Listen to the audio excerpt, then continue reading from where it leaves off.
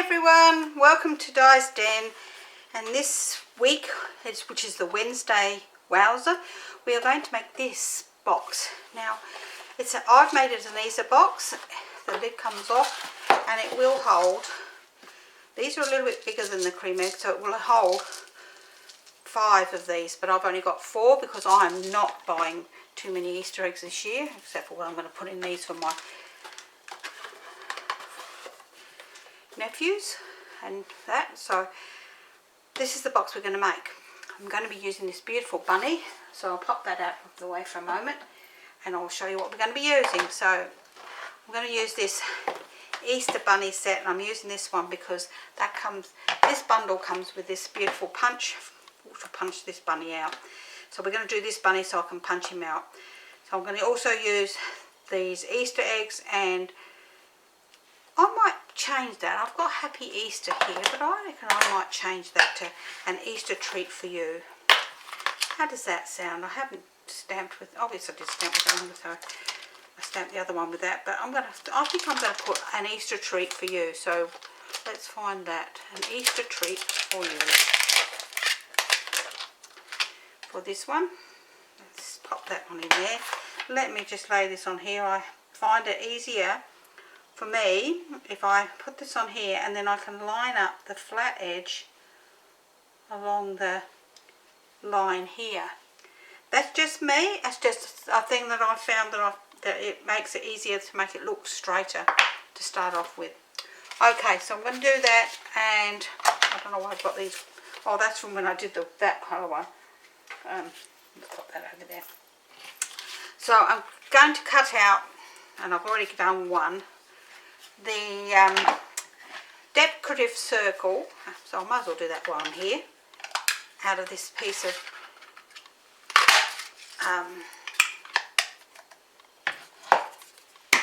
I can't think what this paper's called. Coastal Cabana. Coastal Cabana. I need that bit for stamping on, so let's pop them on one side. So that's all what we're going to be using. I'm going to be using my crumb cake light and dark, and this one is called SU 1000 of the blend pens for the bunny, and I'm going to use the brights in my markers for colouring in the Easter eggs. So that's all the bits and pieces like that. Let's pop them out of the way. And my paper, I think I really need to change this, but never mind, it's still serviceable. There's no cuts or anything in it. So let me tell you what you need. You need a piece of card that is 9 3/4 by 8 1/4. Now if you're in the US or Canada and you have a letter paper and it's 8 1/2, that's fine. You've just got a larger tab on the side here. And then for the lid, you need a piece that measures 6 1/16 by 6 1/16. You'll need 4 pieces of designer series paper, and I'm using the Dandy design paper out of the celebration catalogue, because I want to use some of it up for one thing, because we've only got a very short time, as we all know, and it's so pretty, and I think it's really lovely. So I'm going to use this side, I'm not using the other side. So we need 4 pieces that are 5 1/2 by 1 3/4, and that's the other side, but I think it would be lost on there. And 5 pieces that measure 1 3/4 by 1 3/4, which I've got 5 pieces there. 2, 3, 4, 5. Yes, yoo-hoo! Okay, so let's pop them on one side, and let's pop them there and bring in our scoreboard, and we'll do all our scoring at the same time. Okay, so we're going to score our bigger piece for the box, which is the 9 3/4 piece, on the long side, using our small end of our scoring tool at 2 inches. And then we're going to turn it onto the short side, which in my case is 8 1/4. For you in America it will be 8 1/2, and that's fine. It's not an issue. You don't have to cut that off because it's just the tab on the side. And we're going to score this at 2, 4, 6 and 8. So I've got a very small tab On my other piece, which is 6 1/8 by 6 1/8, I'm going to score these on 2 inches on all 4 sides. Now we need to turn it, we can't just go 2 and across because of the fact that we have that 1/16 bit of leeway in there. So we need to do it on all 4 sides so that all 4 of these on the outside, or sorry, all 8 of these on the outside are the same size. Okay, so that's the scoring done. So we're going to cut this piece, and we're going to cut this tiny little piece just on the end here off and notch it up and just notch that piece down. Okay, then the next score line we're going to cut up to the top to the score line, and we're going to notch this in just a tiny bit on both sides. The next one we're just going to notch in on that piece and up this one and notch this piece in. That wasn't a very good notching, was it? There we go. The next one we're going to keep square because that's going to be the front of our box. So we're not going to notch this one here in, and the last one we're going to notch in on both ends.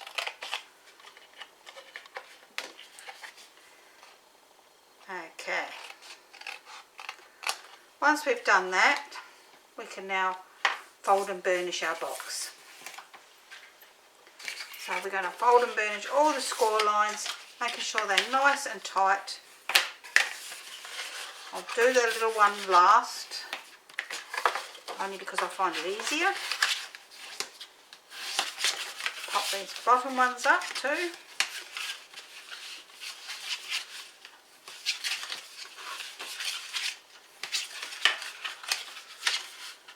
And then we can do this little one on the edge here, which is our tab end, making sure that it's nice and tight down.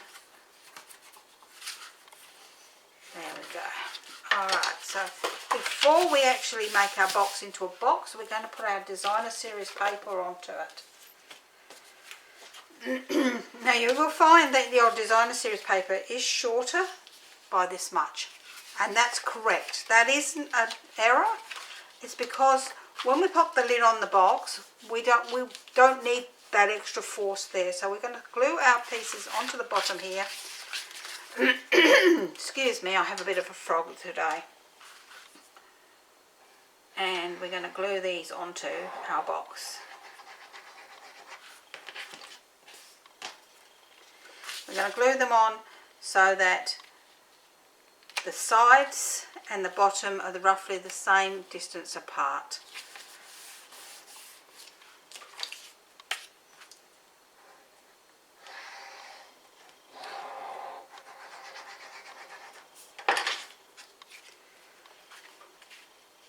For me, I'm finding it easier with this one to line up along these 3 sides before I lay that down flat.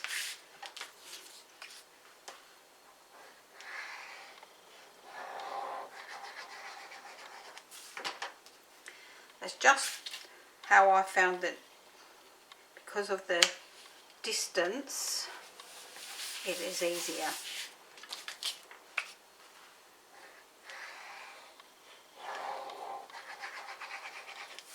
And I didn't put any layers, extra layers on here, because I didn't think it needed it.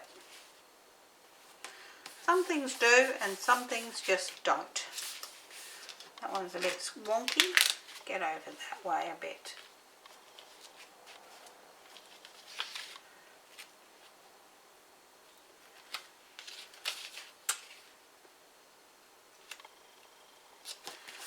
There we go.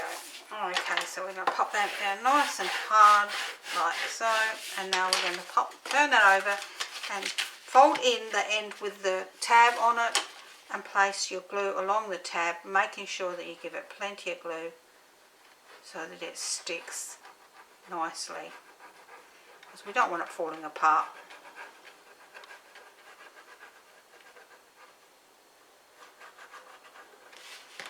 Once we've popped the glue on there, we'll turn the other one into the centre. So we've got a centre line there, and then we can pop that down nice and tight. You'll see maybe a tiny bit of glue pop out. Just wipe that away with your finger. Okay, so we know that the square one, which is this one here, is the front of the box.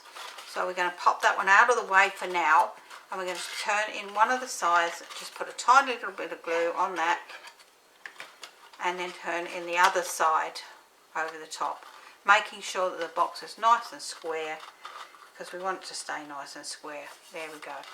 Then we're going to pop a bit more glue on the top of that one and bring in the back.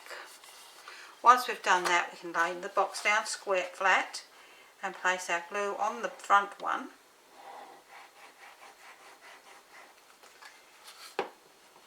So that we can bring that over, and it should be nice and square.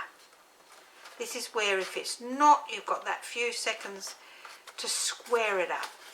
Once you're happy with that, and mine looks like it's a wonky square, there we go, I've got a square now, we can give that a nice put down with our thing, and we can pop that on one side while we work on the lid. Okay, for the lid, I'm just going to pop my glue, pin in my glue for a second. We're actually going to fold and burnish all these score lines first. Now you will notice that you should have just a tiny little bit of extra space there on each side, so that you can just see that score line. It shouldn't be on the score line, it should be just below it. And that's so that you've got that little bit of wiggle room to get that over the top of the box. So I'm going to work anti-clockwise, only because I find it easy to work anti-clockwise. So we're going to cut the first square, and we're going to then cut him in half. And then we're going to turn it, and we're going to cut the end square again, and we're going to cut it in half. It doesn't matter if it's not directly in half, it's just that we don't want all that bulk. We're going to turn it again and cut it in half. One more turn, cut up to the next score line, cut that in half. Now I'm going to go through and notch these on all four sides. I could have done that at the same time, but sometimes it's just easier to do one thing all the way around and then go around and do it the second time.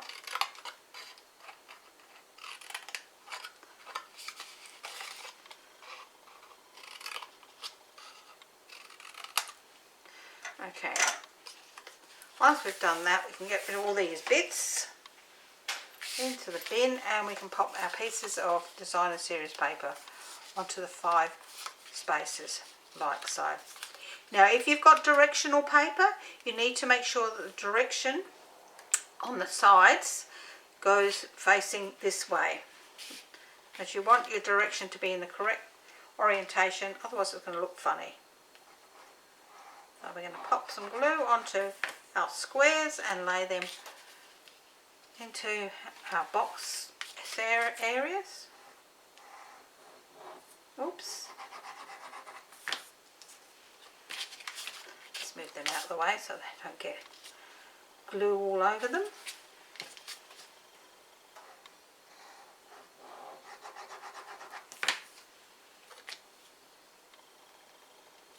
In my case, I don't have a direction, so that's really great.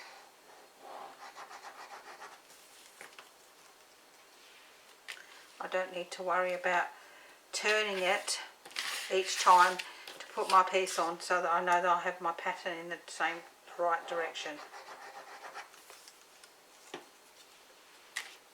Okay, so that's all I've done. Our designer series paper. Now if you don't know what DSP means, when I say DSP, it means designer series paper, and that doesn't matter whether it's for Stampin' Up paper or any brand of paper. As long as it's designer paper, it's DSP. So we're going to pop some glue onto the tab and make sure that we bring it up nice and square. Making sure that our corner is nice and square. I'm going to pop that down nice and hard like that as we go around.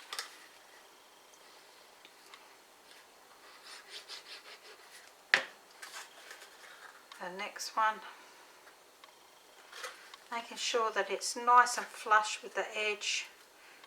So we want it as flush as possible on the edge. Okay, the last one, which this one here, needs to be inside before we do this one. Otherwise it's going to be hard to get it in there once you put the glue on this one.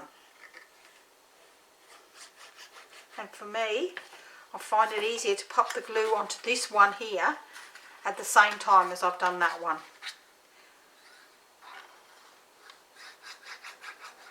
That way I can pop this one in and line it up nicely,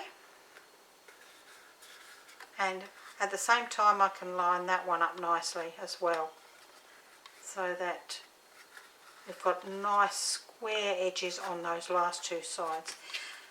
I just find that a little bit easier. That's just me. So, and we're just giving them a nice burnish down inside so the glue sticks nicely. Okay, pop the lid, pin in the glue. The lid will fit onto this box snugly, very snugly, but that's what we want. Nice and snug fit there onto the box. It looks like it's bulging in a little bit there, but it will give with time. And that's our box done. And a lid. You can always, while you've still got a little bit of room on your box, your lid, you can always pop that back out and give it another twirl. There we go, look at that. How gorgeous does that look? Alright, so while that's drying, we'll pop that one there. We need to find the front, which our front of our box is the one which the part goes straight over. Nice and neat. So this is the front of our box. And we can pop that on one side. So we're going to do a bit of stamping. So we've got these two pieces here. These are going to go on the front. And I'm going to stamp my rabbit in Memento Black. Oops, I've got two pieces of card there. I'm going to pop this on a bit of an angle so that it fits on that piece of card nicely. Okay, on there, lovely. Alright, so, oops, while I've got that Memento out and I've given that a few seconds to dry, I'm going to stamp my Easter eggs on this piece. And above it, I will stamp in Coastal Cabana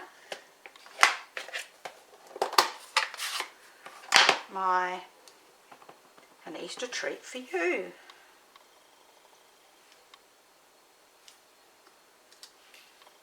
Oh yes, I like them that way. That looks beautiful.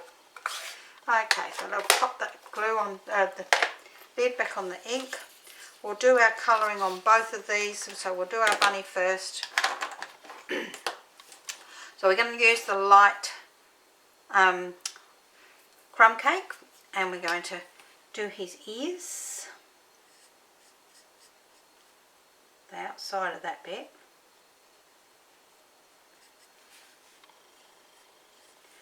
I'm going to leave his underbelly white, so,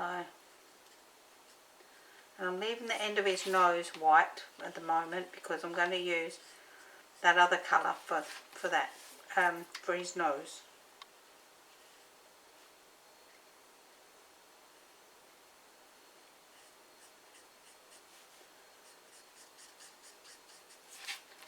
I think he's such a gorgeous big little bunny too. It's so pretty.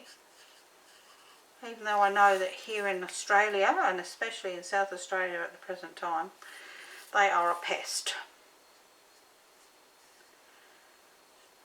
And some areas, they are so bad that you can't drive down the road at night without running one over. Okay, so we're going to use the dark one to give him a little bit of colour around his backside there and the bottom of his hair and on the inside of his leg and this leg here.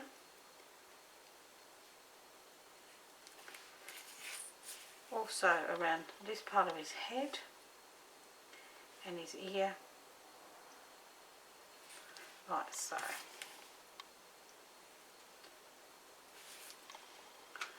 As before, we go back over it again. If you've seen me do this before, that is, you go back over it again with the light one because it blends it in a lot better. It looks a bit darker at first, but when it dries, it actually dries so much nicer. I should have done a bit around here, shouldn't I? And as I've told you, don't do what I'm doing. Don't leave the lid off while you're doing another colour. It just, I don't know, they dry out so quickly and it's not worth it because, you know, everything costs money and we don't want to waste money if we don't have to. So I don't personally like to waste money. So okay, so I'm going to do his nose with this one here, which is the S, which you can't really see real well, but and he does the ear. It's just a very mild pink colour there. Okay, so we've done the bunny. We'll let him sit and dry for a minute. We'll do these Easter eggs. So we'll do them, and the dots in yellow.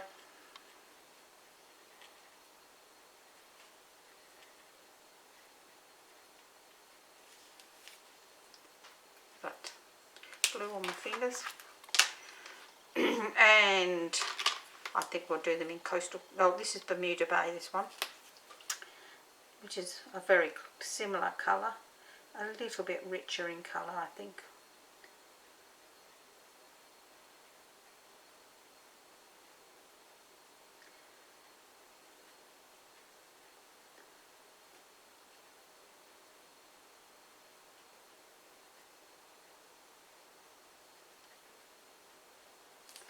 So that's one Easter egg. The next one I will do in pink and green. So this is actually Flirty Flamingo.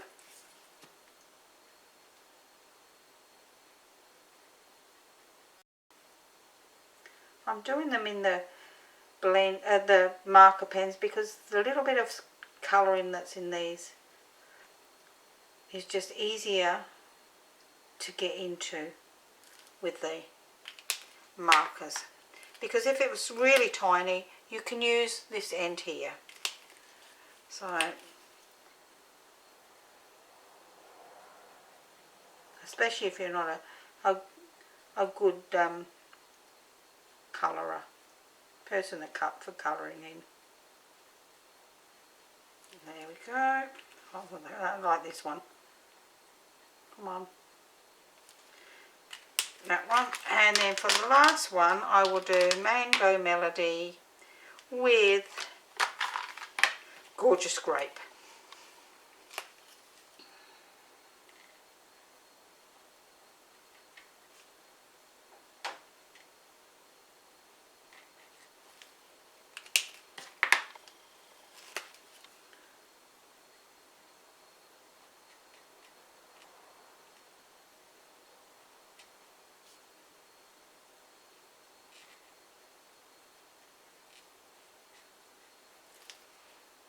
Okay, so that's all my colouring done. I'm going to glue these two pieces together on a on-off way, like hanging over the edge of one of the others, only because I'm going to do it that way this time because I put the glue on the outside, not thinking, only because I just want it to be off of each other. So that's done there. we're going to get our bunny punch and we'll punch out our bunny. Come on, get in there, bunny. I know when I was a kid we used to keep bunnies, have rabbits and guinea pigs. But then we did live in England too, back in those days.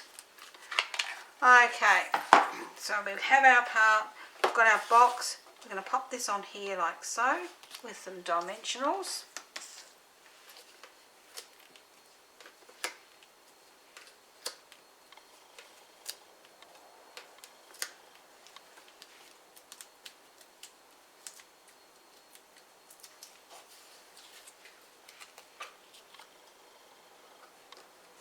And then we're going to pop our bunny from, maybe if I move that down a tiny bit, can I get it off? Yep, oops, all except one. I'm going to move that down a tiny bit because I'm going to put my bunny up here. So I'll put 2 dimensionals down there and then one up here, which I'm going to take the top off of. Oops! And my bunny's hopping away. And pop another dimensional on top of that one directly over the top. Because I've already got dimension here, this is going to be higher. So we'll pop our little bunny here and he's going to sit on there nicely now. Oh wow, he's looking really lovely. Let's just put a few little treats on here. So we've got these lovely little dots I'm going to pop on here. Oops, bend over that way. There we go, and that's our box for today. I hope you've enjoyed Wowza Wednesday. I enjoyed it, and it is a gorgeous little box. There's the other one I did. I'm not sure which one I like the best. They're both beautiful, and I will see you again next time. Bye for now.